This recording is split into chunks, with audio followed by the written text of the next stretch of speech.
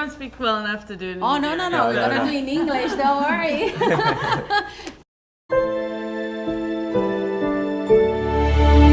Thank you so much, guys, for your time. It's a pleasure. I love the documentary. And what's the funny part is that my son, he's a 7-year-old. And when I was watching, he was like, oh my God, what is this about? So I was trying to explain to him what the science fair is. And how important for you guys is the science fair. I mean, for me, it changed my entire life. I competed for 2 years, and it set me on a trajectory that would have been totally impossible otherwise for me. It taught me so many important things. It validated my ideas during the dark years that were high school. And I wanted to make a movie that was a love letter to this world as I remember it. Darren is an amazing investigative journalist, and we were working on a very dark story at the time, and told him about this world, and we went to go visit it together, and he knew immediately that this would make a great documentary as well. So we've been working on it for 2 years, and it's changed our lives. And what was about, I know that Cristina came to do about science fair for you, but what was about her work that made you to do this documentary with her? Well, I always look for great ideas and for great partners to work with, and Cristina had a great idea, and she was a great partner to work with, and so we basically set out on the journey together. Her obsession quickly became my obsession the minute that I stepped into ISEF for the first time. It was just this wonderful world that I knew just had to be documented. It was just, I was a science fair kid too, but I was definitely playing at the lower levels of the science fair and more in the baking soda volcano kind of world. Okay. But I still think even at that level, there's so many valuable lessons to be, gained from science fair. We feature the sort of top competition, and the kids are doing really amazing science, but really any science fair opportunity I think is great for kids. And what was the challenge that you guys faced in doing this film?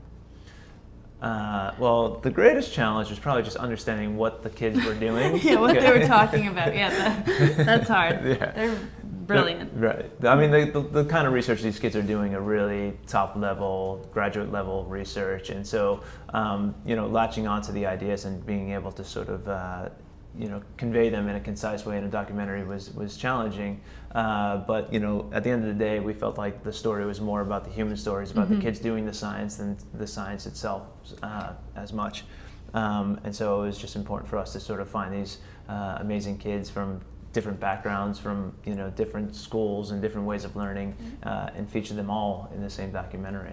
Yeah, and how you guys did decide which one to pick, because I think when you look at all the contests, everybody that was attending science fair, like the International Science Fair, but how do you guys decide which one to pick? Yeah, I mean, it was very, very hard. They're all brilliant, and there are so many amazing kids. But we knew we wanted to tell, like Darren said, human stories. And so we looked for people who came from the best schools in the world and people who had a really hard fight ahead of them at the science fair. And so, we found the Brazilian team, Milena and Gabriel, because we interviewed every single Brazilian student who qualified, because the Brazilian team is our favorite at the fair. They're the loudest and the most proud, and they're always samba dancing in the aisles, and so we loved their energy. And then when we talked to Milena and Gabriel, and we realized just how unique they are because of their story. Milena's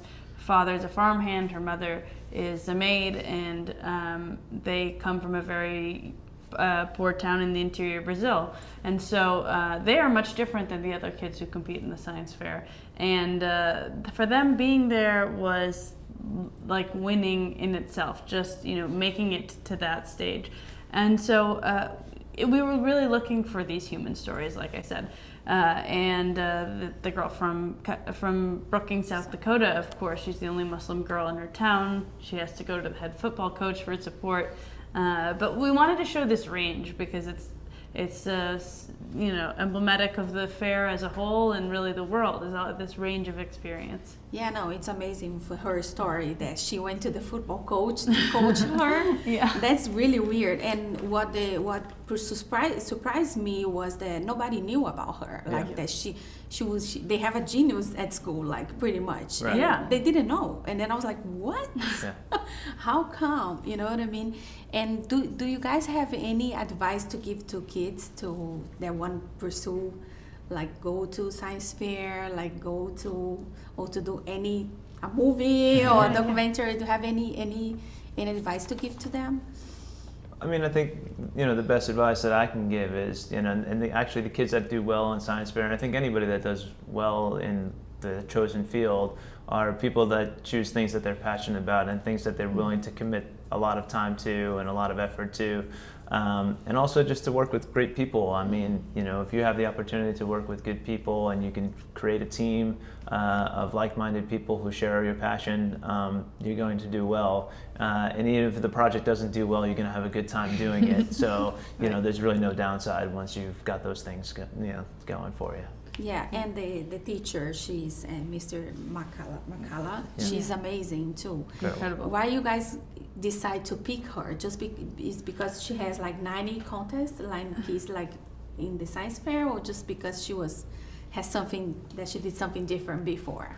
Well, we initially thought we were going to profile only students in our documentary, so it was going to be all kids with the characters. But then we met Dr. McCullough, and she was just so amazing, and she's so forceful and inspiring, but her kids love her so much, and we just couldn't stop following her with the camera because she was always doing something exciting.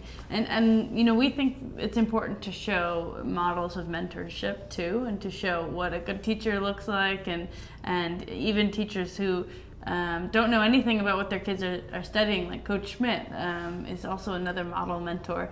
But for us, she is such an inspiration, and it's been amazing to see kind of the reaction people have had to her at all these screenings. She gets a standing ovation at every single screening, even in hotel lobbies and restaurants, and it's been just incredible to see just how popular she is. And I think especially for me that I'm an immigrant here, she's teaching and she's coaching all kids. Most of them are immigrants, Right. And most of them are immigrants in the science fair.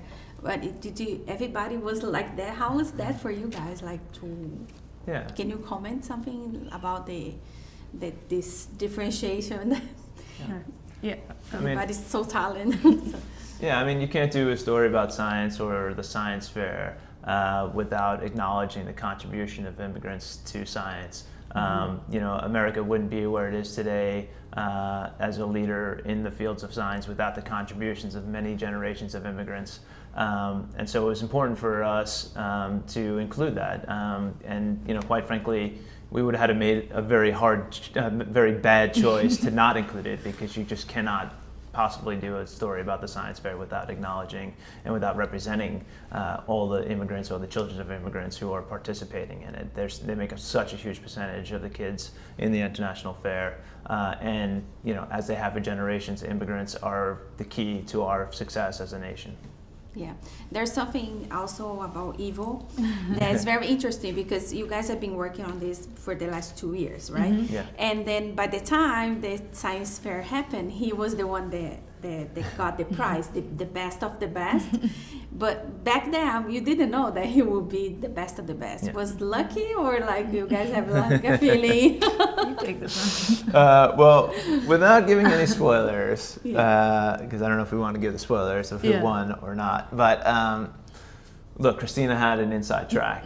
She's participated in science fairs for 2 years. She knew this world inside and out. And so when we were casting kids, we obviously, as a competition documentary, wanted to find a few winners.